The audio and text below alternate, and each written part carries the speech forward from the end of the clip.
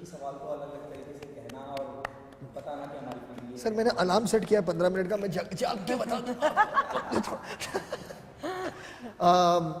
Actually मैं सच कहूँगा कि मतलब थकान नहीं होती है, लेकिन उम्मीद हमेशा रहती है कि कोई कुछ ऐसे सवाल पूछेगा जो पहले शायद पूछे ना गए हों।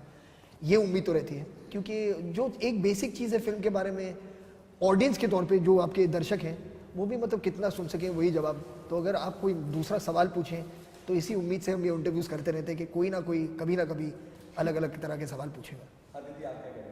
मुझे एक्चुअली ये लगता है कि प्रमोशंस जो होते हैं वो कभी कभी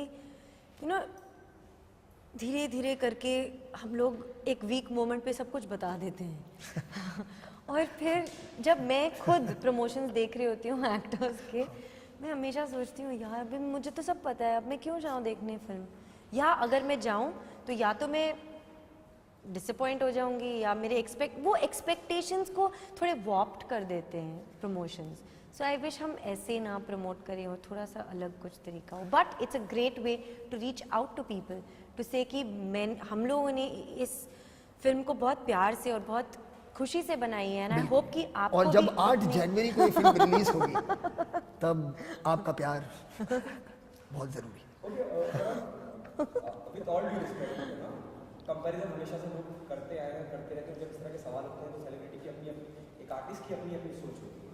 एक 40 की लास्ट वोकल जॉनी गद्दार, जो थोड़ा बहुत अगर हम ट्रेलर प्रोमो फिल्म का देखें मजे का, तो एक थ्रिलर लगता है। तो क्या उस जोनर में फिल्म होगी, क्या उस तरह की फिल्मों की याद दिलाएगी? नहीं, मैंने जॉनी गद्दार देखी है। मैंने वो दूसरी फिल्म जो आपने जिक्र किया, हाँ वो मैंने देखी नहीं है, तो उसके बारे में मैं कुछ नहीं कह पाऊँगा।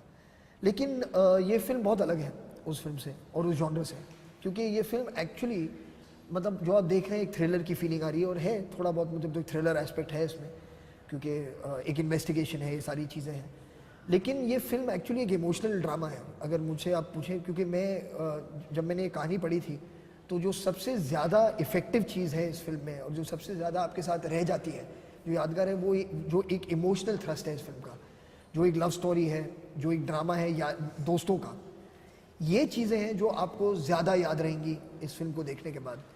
तो इसका सिर्फ आपके दिमाग, जो कहते हैं ना एक फिल्म में जो एक स्मार्ट फिल्म बनी है, ये उस तरह की फिल्म नहीं है। ये एक ऐसी फिल्म है जो पहले आपके दिल के अंदर जाएगी, और उसके बाद जब आपको लगेगा कि हाँ यार मैं भी अभी इस फिल्म का, इस कहानी का, इस दोस्ती का, इस रिश्ते का एक हिस्सा बन चुका हूँ, फिर उसके बाद एक ऐसा वक्त आएगा जब आपको सोचना पड़ेगा कि यार इनकी मुसीबतें मैं भी ट्राई करता हूँ इनके साथ सॉल्व करने में। तो ऐसा कुछ है। तो ये उस तरह की फिल्म बिल्कुल नहीं है, ये बहुत ही एक मतलब दिल को छूने वाली फिल्म है। Okay, Aditi, it means what Farhan is saying, everyone would relate to the film. कि हाँ कहीं मैं भी ऐसा हूँ या मेरे भी कहीं दोस्त यार ऐसे हों। क्योंकि आई फील कि अगर आप मुझे आपकी ज़िंदगी में कुछ हो रहा है, अगर मैं आपको जानती नहीं तो मुझे क्या फ़र्क पड़ेगा, एज एन एम्पैथेटिक पर्सन में भी पड़ेगा। लेकिन अगर मैं आपकी ज़िंदगी के बारे में जानूं और आपकी ज़िंदगी किसी तरह मेरे दिल को छू जाए तो obviously I will be more invested in your story. तो एक इमोशनल इन्वेस्टमेंट जो होती है कैरेक्टर्स के लिए, वो इस कहानी में बहुत है। और I think a lot of people से दिस, हमारी आजकल की जो फिल्में हैं कि वो बहुत क्लेवर होती हैं और वो बहुत खट प्लॉट, कूल, टेक्निकली सब कुछ उनमें सॉर्टेड होता है, लेकिन एक at the end of the film you feel अरे मैं रोई नहीं, मेरे को कुछ लगा नहीं, क्या क्यों ऐसे क्यों हुआ। पर आई फील कि I hope and I think कि इस फिल्म में बहुत ये चीज़ बहुत स्ट्रॉन्ग है, आप इन्वेस्ट हो जाते हैं इन लोगों में, एंड इसलिए आपको जानना है कि क्यों ऐसे हो रहा है, क्या ऐसे हो रहा है, क्या हम उन्हें बचा सकते हैं, क्या हम कुछ चेंज कर सकते हैं।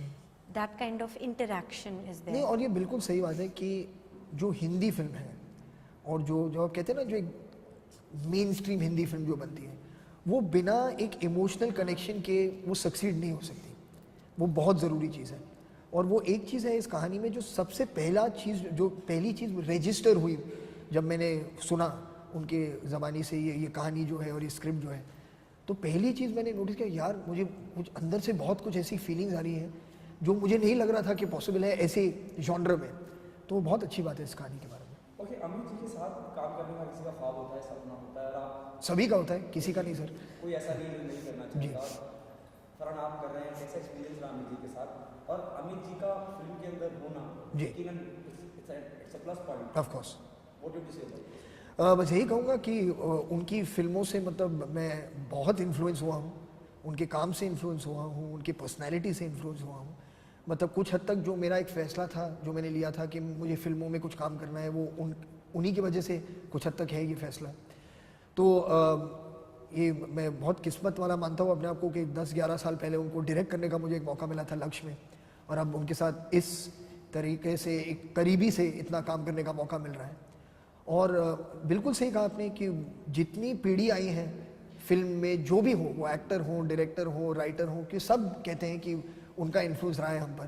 तो ऐसी जनरेशन्स मतलब आई हैं जो जिनके लिए उनके साथ एक फिल्म में काम करना बतौर किसी भी रोल में भी काम करना एक बहुत बड़ी बात होती है, क्योंकि उनका इतना इन्फ्लुएंस रहा है। तो मुझे बहुत खुशी है कि मुझे 2 बार उनके साथ काम करने का मौका मिला है अलग अलग रोल्स में, और बहुत सीखने को मिला है उनसे। बहुत एक सिनेमा के बारे में जो एक प्यार है हमारे सिनेमा की ओर, उस सिनेमा का वो इतना बड़ा हिस्सा है, तो उसके लिए मतलब कभी कभी तो लगता है कि यकीन नहीं होता कि उनके साथ एक फ्रेम में बैठे हैं और कुछ बातें हो रही है जो कल ऑडियंस देखेगी पर्दे पे।